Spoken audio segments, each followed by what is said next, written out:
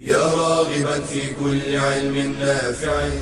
ينمو العلم ويتقدم بتقنياته ومجالاته، ومعه نطور أدواتنا في تقديم العلم الشرعي. أكاديمية زاد أكاديمية ينبوعها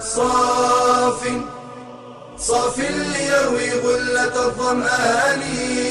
هذا كتاب الله روح قلوبنا، خير الدروس تعلم القرآن. بشرى لنا زاد أكاديمية للعلم كالأزهار في البستان.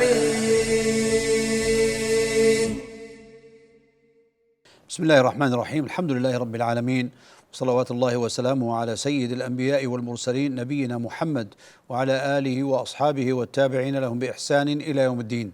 In the name of Allah, the compassionate, the merciful, all praise is due to Allah the Almighty. And may the peace and blessings of Allah be upon His Prophet Muhammad, his family, his companions, and his followers all until the day of resurrection. I welcome you to this new lesson from the subject of Tafsir, level 4 at Zad Academy. And we are continuing today Surah Al-Bayyinah, where we are going to start with ayah number 6 to ayah number 8. This is the end of the surah where Allah Azza wa Jal says, after أعوذ بالله من الشيطان الرجيم إن الذين كفروا من أهل الكتاب والمشركين في نار جهنم خالدين فيها أولئك هم شر البرية إن الذين آمنوا وعملوا الصالحات أولئك هم خير البرية جزاؤهم عند ربهم جنات عدن تجري من تحتها الأنهار خالدين فيها أبدا رضي الله عنهم ورضوا عنه ذلك لمن خشي ربه. So these are the ayahs where Allah Azza wa Jal says, the meaning of which, indeed they who disbelieved among the people of the scripture and the polytheists will be in the fire of hell, abiding eternally therein. Those are the worst of creation. Indeed, they who have believed and done righteous deeds, those are the best of creation. The reward with their Lord will be gardens of perpetual residence, beneath which rivers flow, wherein they will abide forever, Allah being pleased with them, and they be with Him, and they with Him. That is for whoever has feared his Lord subhanahu wa ta'ala. Now, coming to the commentary, indeed they who disbelieved among the people of the scripture and the polytheists will be in the fire of hell, abiding eternally therein. Those are the worst of creatures. إن الذين كفروا من أهل الكتاب والمشركين في نار جهنم خالدين فيها أولئك هم شر البرية. This is a true statement from Allah Azza wa Jal about the fate of the disbelievers among the people of the scriptures and the polytheists who went against the book of Allah Azza wa Jal. This will be their fate on the day of resurrection, where they will be in hellfire, and they will be they'll be surrounded, which will surround them from all sides, because they are the worst of creatures. Hell is called Jahannam.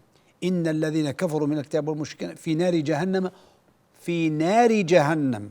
Jahannam is so deep and dark. The word Jahannam comes from Al-Juhma, which is the darkness of night. So it was called Jahannam because it was so deep and dark. And of course, that is even an added part of their punishment in hell fire, na'udhu billah. And it was said that it was an Arabized word. So probably it's not originally Arabic, but it was Arabized because it was used in the glorious Quran and is known to the Arabs at the time of revelation.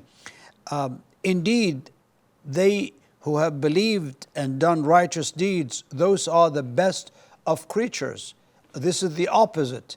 Normally the Quran brings us the status of the disbelievers and the status of the believers, or vice versa. Here it started with the status of disbelievers and their fate in hellfire, and now coming to the believers and their fate in the hereafter, which is going to be in paradise. This is a statement about the situation of the righteous who did righteous deeds. They are the best of creatures, and of course their reward with their Lord, جزاؤهم عند ربهم. Look at this privilege. It's with their own Lord, will be gardens of perpetual residence, Jannatu Adn. It was called Adn because they are, it's a permanent abode for them, beneath which rivers flow. تجري من تحتها الأنهار خالدين فيها أبدا, where they will abide forever. That is their reward with the Creator and Sovereign Subhanahu wa Ta'ala, will be gardens with eternal abode. The word Adn, translated as perpetual residence, refer to the abode, a place where one remains. They will stay there forever and ever. Abadan, da'iman wa abadan. That's their fate and their abode in the hereafter. Allah Azza wa Jal being pleased with them, radiyallahu anhum, the pleasure of Allah Azza wa Jal, of course, is higher than the delights in paradise that they will be granted, and they with Him subhanahu wa ta'ala. So they will be as well pleased with Him subhanahu wa ta'ala, because He granted them this immense beauty and bounty. So all of these things are there. That is for whoever has feared his Lord. The reward, because you feared Allah Azza wa Jal and you did not do bad deeds and you did righteous deeds, the reward will be pleasant and so good, and you'll be calm and having peace and tranquility and enjoyment, and this permanent abode of pleasure and delights in paradise. This is the reward, because ذَلِكَ لِمَنْ خَشِيَ رَبَّهُ. This is the reward that will be given to them, because if you worship Allah Azza wa Jal, if you fear Him, you worship Him, and of course you worship Him as you see Him. If you cannot see Him, He sees you. So that is the level of ihsan. We know that we have the level of Islam and the level of Iman and the level of ihsan, which is the highest level in among the believers. Now, what we learn from this surah, or these three verses, is this: the best of creatures are the best of Allah's creation.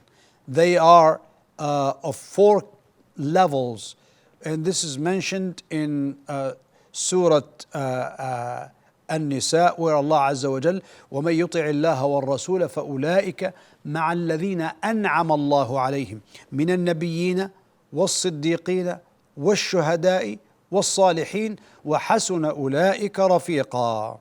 So, and whoever obeys Allah and the Messenger, those will be with the ones upon whom Allah has bestowed favor of the prophets, the steadfast affirmers of truth, the martyrs, and the righteous. And excellent are those as companions. وَحَسُنَ أُولَٰئِكَ رَفِيقًا. So the highest of these levels, of course, is the level of prophethood. Then comes the steadfast affirmers of truths, or as-siddiqeen. And of course, among the top of siddiqeen is the companion Abu Bakr as-Siddiq radiallahu anhu, who was the best of this ummah after Prophet Muhammad sallallahu alaihi wasallam, according to the scholarly consensus. All the scholars agreed on this. And next comes to them the martyrs who die in the cause of Allah Azza wa Jal, and then the righteous who were doing the righteous deeds. So these are the four levels of the best of creatures. The disbelievers among the people of the scripture and the polytheists deserve to be described as the worst of creatures. because they diverted from the truth. Instead of the people of the scripture following their own messengers, they had a book from Allah Azza wa Jal, and they were supposed to follow it and to be guided by it, but they left it behind and they worship with Allah Azza wa Jal the cross, the sun, and so on. This is the reason. As for the polytheists, that is because they were following al-Hanifiyya, as-Samha, meaning the religion of Ibrahim alayhi salatu wasalam, but they introduced into the worship, the worship of idols, the worship of fire, and so on. So they diverted from that truth. That's why they are the worst of creatures. Thirdly, the most preferred blessing is for Allah Azza wa Jal. The most perfect blessing for Allah Azza wa Jal is to be pleased with His believing slaves, so that He will bestow His pleasure upon them and will never be angry with them again after that. That's why Allah is so pleased with them. And of course, if Allah is pleased with you, you will be so pleased forever, and no ill and nothing that would be terrible or bad ever in your life if Allah is so pleased with you, subhanahu wa ta'ala. So as they see and they will see Allah Azza wa Jalla, this is an added pleasure. As the Prophet said, you will see your Lord and you will not be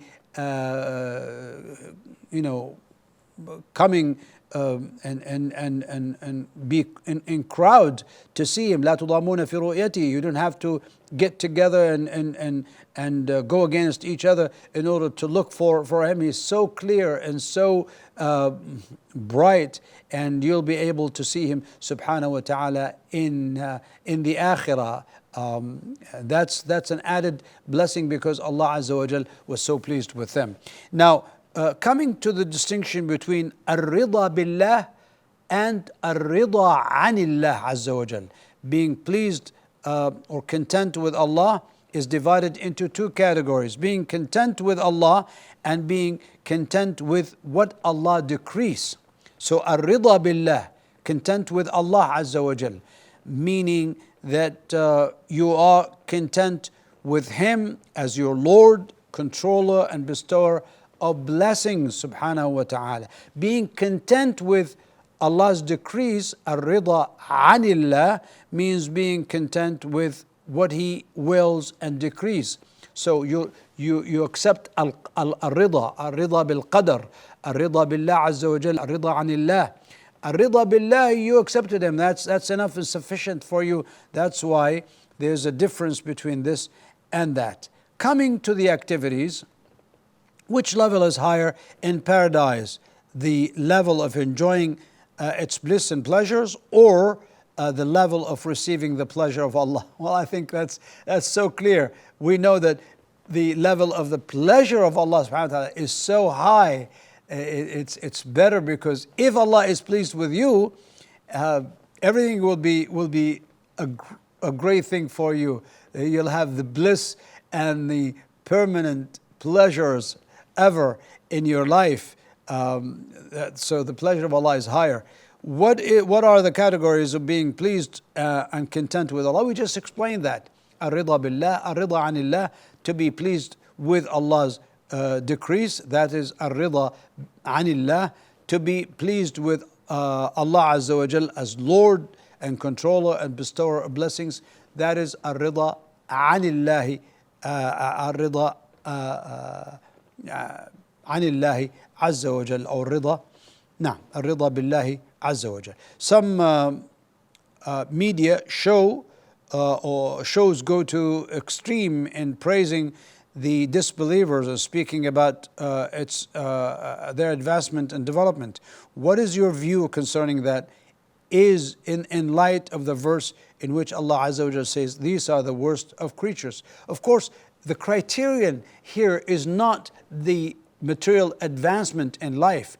A person could be, rich, could have so much of this life, but then what about the akhirah? That is the aim of your own creation. That is the ultimate abode, either in hell or in paradise for every human being based on what they do in this life. That's why Allah says regarding the people of falsehood, say, يَعْلَمُونَ ظَاهِرًا مِنَ الْحَيَاةِ الدُّنْيَا وَهُمْ عَنِ الْآخِرَةِ هُمْ غَافِلُونَ. So they know only some apparent features about this life, but they don't know about akhirah. That's why they are, why should we praise them for this? In fact, we should talk about their own values, about their own morals, about their own conduct, about their own relationship with Allah Azza wa Jal. That's what matters. And I hope that we have answered all the questions for you, and you can go and dig and research for more, so to find more answers and to have more knowledge about this great topic and this great surah of Al-Bayyinah. May Allah subhanahu wa ta'ala guide us to the straight path and keep us on the and believing in Al-Bayyinah, or the Prophet Muhammad sallallahu alaihi wasallam and the glorious Quran. Until I meet you with the coming lesson, I leave you with Allah's care and protection. Wassalamu alaikum wa rahmatullahi wa barakatuh. يا راغبا في كل علم نافع ينمو العلم ويتقدم بتقنياته ومجالاته، ومعه نطور أدواتنا في تقديم العلم الشرعي. أكاديمية زاد أكاديمية ينبوعها صاف ليروي غلة الظمآن.